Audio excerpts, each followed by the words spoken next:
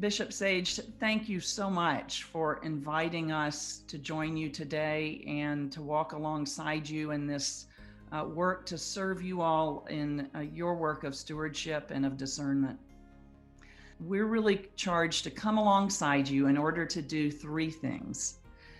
To equip you as diocesan leaders with the information you need for the discernment process and decision making that combines missional vision with responsible stewardship. Secondly, to conduct a comprehensive feasibility study for possible future uses of Grace Center and Camp Bratton Green. And then third, to develop initial models for your evaluation of possible future uses. We indeed have convened a group with a tapestry of backgrounds, local, regional, national, and with a range of expertise, and particularly relevant to this work. We've got folks with expertise in leading feasibility work, capital campaigns, and transformational projects for church camps and conference centers specifically. From the outset of exploring Ruth's early vision, we knew ECBF's primary purpose was to gather an independent, uniquely qualified team that could move quickly and answer two key questions. What could be feasible, meaning financially self-sustaining? What could be feasible alternatives? And how could we define those alternatives into a preliminary investment-grade business plan? The short version is ECBF's role has been to help set the table with a fact-based, grounded perspective for your consideration as diocesan leadership. We understand at the task force that there are three possibilities here. First of all, do you continue as is? Just keep going the way things are going. Do you liquidate the asset and direct funds to another mission-focused purpose? Because as I assume, as Bishop Sage has said, mission's going to drive the decision. Or there's possibly a third way. Would you want to imagine and explore a new venture, a mission-focused partnership of some sort with local organizations and national organizations, or some other way forward?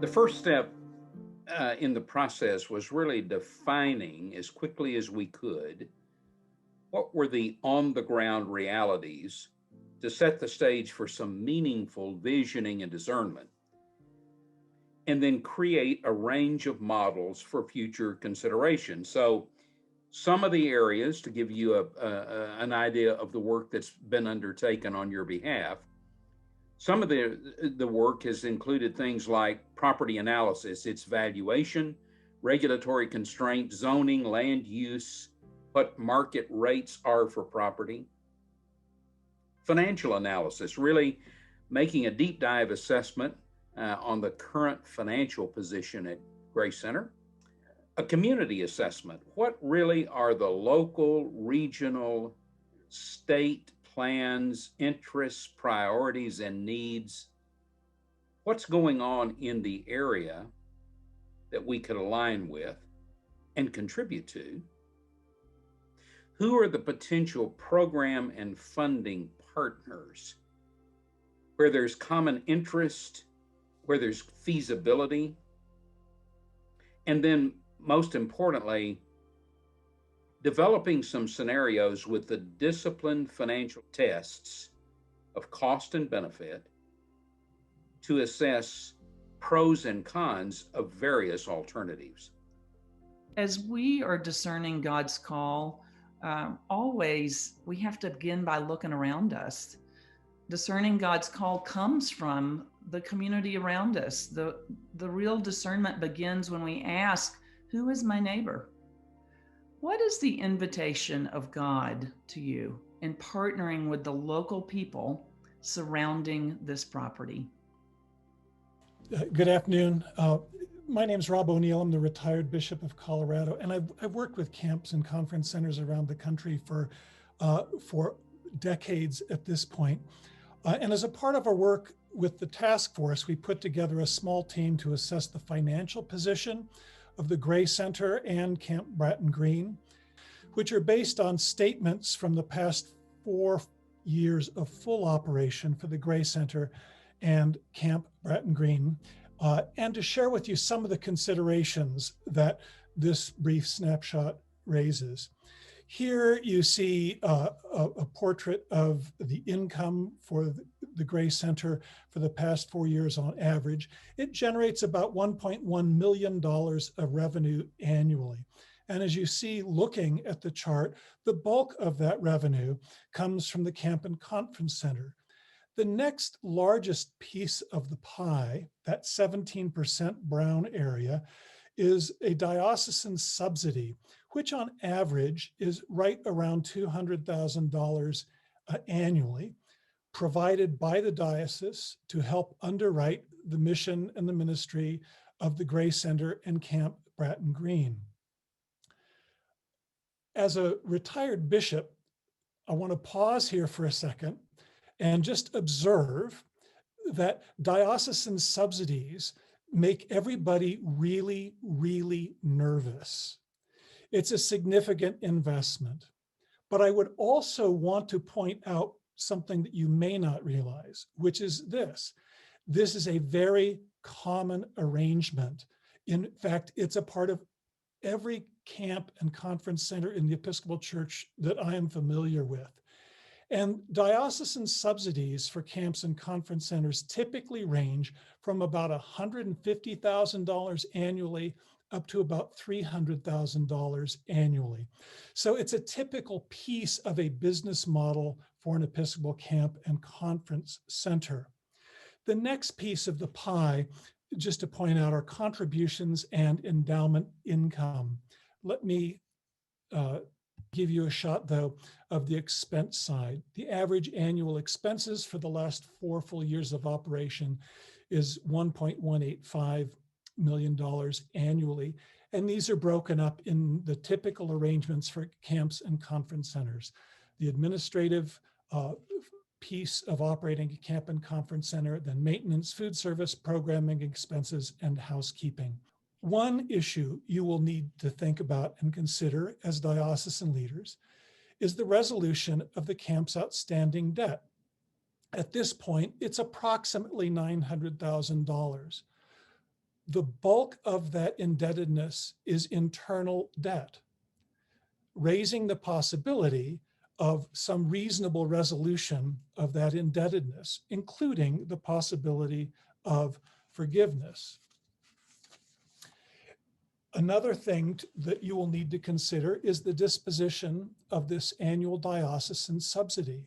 Said negatively, it is often regarded as a bailout and a sign of a troubled ministry or operation.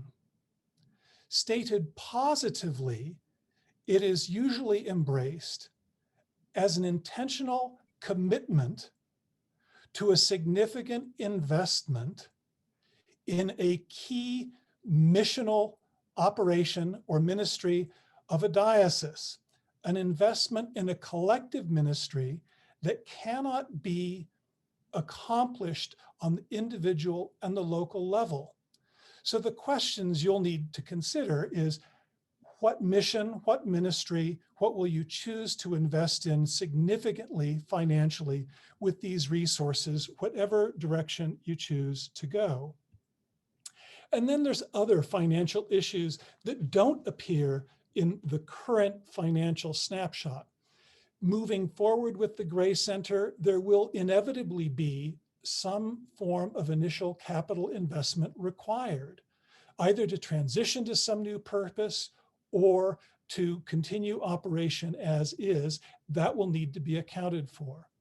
In the current operating statements, there is not adequate provision for deferred maintenance of the property, which is typically an area that camps and conference centers tend to underestimate and undercompensate for in their financial profile. That too will need to be considered. And then other provisions that need to be factored into budgeting. Need to think about how will this facility really be marketed with intention and aggressively in ways that actually increases the revenues and can close the revenue gap that we just saw.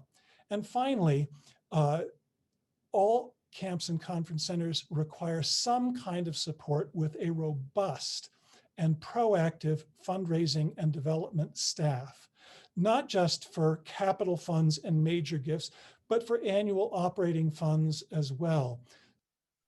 Let me just say one more thing. I've been a bishop for nearly 20 years at this point, and I've been around the Episcopal Church a long time. And if there's one thing I know that anytime we begin to talk about money, everybody's anxiety goes through the roof and reasonable conversation diminishes. So take a breath. Just breathe right now for a moment. And let me encourage you in discernment to resist the temptation to be entrapped in the myopia of anxiety about finances. I firmly believe that the Diocese of Mississippi has been given a wonderful resource in the Gray Center. I believe it is a holy gift that has been born of the Holy Spirit over generations in the past. I believe that there is a legacy in the Gray Center that is asking to be honored and to be moved forward and to be reimagined. I know that God's vision for all of us is far greater than our vision ever is for ourselves.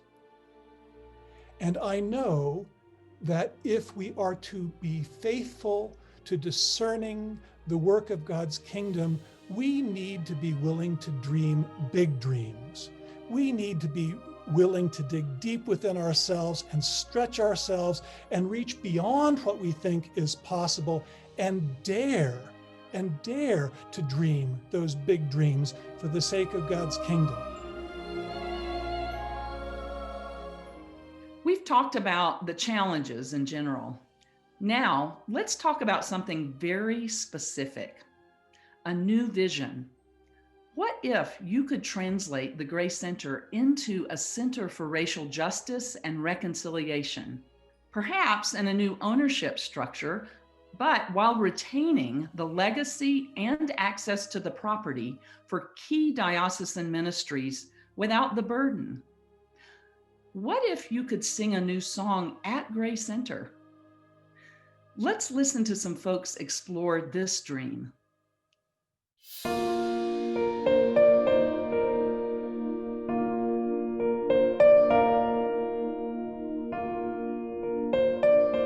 When I first heard the possibility that Gray Center might become a center for racial justice and reconciliation, I thought, of course, yes. Why didn't someone think of this earlier? There could not be a more authentic or appropriate place to foster our diocesan mission. It would be a place of retreat, a quiet place for reflection, prayer, meditation, renewal, and the dreaming of a different world, a better world, a more just world, a transformed world. It could become a way for us to be a part of the future that brings to life the deferred dream of liberty and justice for all. I see a very, very direct connection between what the Episcopal Church is looking at doing at the Gray Center and the work we do here at the two Mississippi Museums and at the Department of Archives and History. And the stories that we tell there, the Native American experience and Indian removal, to slavery, Civil War, Reconstruction, Jim Crow, the Civil Rights Movement. These are not just Mississippi stories, these are America's stories. And if you look at the world around us today and some of the turmoil that we have experienced, particularly in the last year after the murder of George Floyd, this struggle has its roots directly in the stories that we tell here. I can't think of a better way to begin a racial reconciliation experience, be it training or a conversation, than walking through the exhibits in our museums and seeing firsthand the history that I just described, and then going from there to a discussion of the implications of these stories today. And I'm very excited to be a part of this conversation. I have this vision of bringing people apart from the everyday life to have time away to talk about and share, educate, and empower folks, to equip them to go back into the workplace to really do this thing, what we call live and reconcile, or racial reconciliation. The world needs to see various different ethnicities, different denominations, different belief systems loving each other in spite of the fact that we don't agree on everything. One of the programs we're working on is building a curriculum to have these close-looking conversations in front of art that evolve into conversations about race and equity, and to share those experiences inside the corporate community. The Ford Foundation and Bank of America and all these companies are now pouring billions of dollars into work around equity and inclusion. But I don't know that there's a residential center where you really go and you either meditate or engage or create in response to provocative conversations. And so where would you want to have it if you were going to have such a thing besides Mississippi?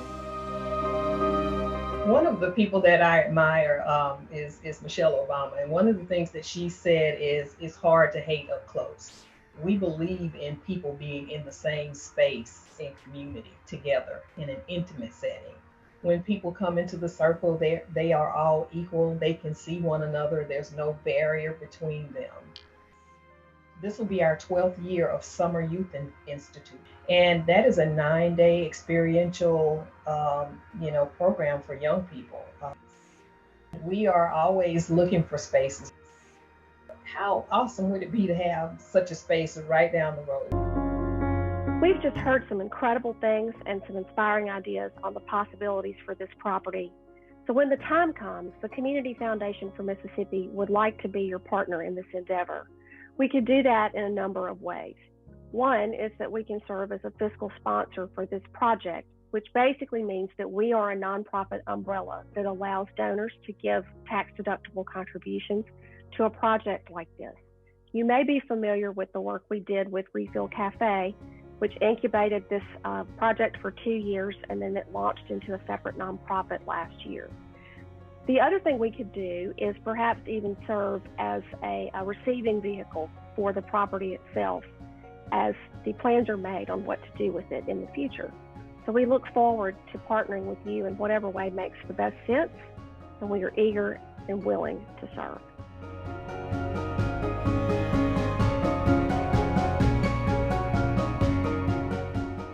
The team, when we watched this video after having met all those folks, we were deeply moved. What it pushed us to was to go beyond thinking about a feasibility study or a recommendation of a financial future, to daring to dream big dreams. And that's what my charge is, to invite you, Episcopal Diocese of Mississippi, to do that. To imagine the possibility of a new venture.